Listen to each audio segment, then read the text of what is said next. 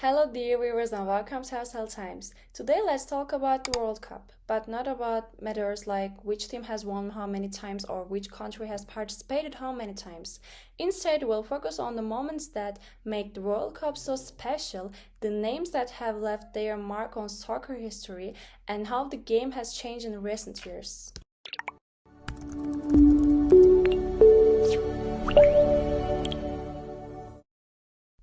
For many people, the story begins with Pele. He was just 17 years old at the 1958 World Cup. He scored 2 goals in the final against Sweden and Brazil won the championship. Back then, no one could have known that years later he would be remembered as one of the greatest names in soccer history.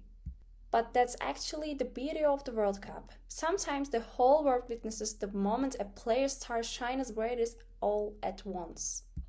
By 1970, Brazil was back in the spotlight. The team featuring Pelé, Jairzinho, and Carlos Alberto is still considered by many to be the greatest national team of all time.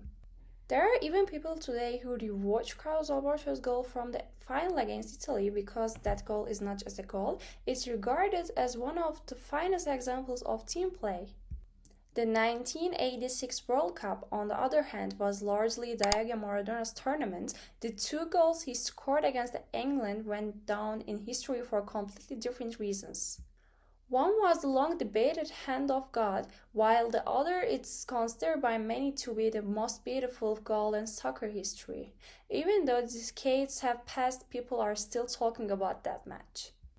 Perhaps the most unforgettable moment for our generation was the 2022 final.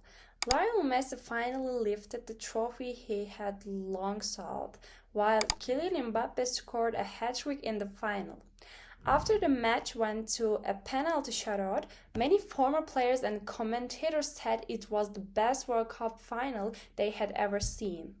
But the World Cup hasn't just changed on the file, technology has also become an integral part of the game. The VR system was highly controversial when it first debuted.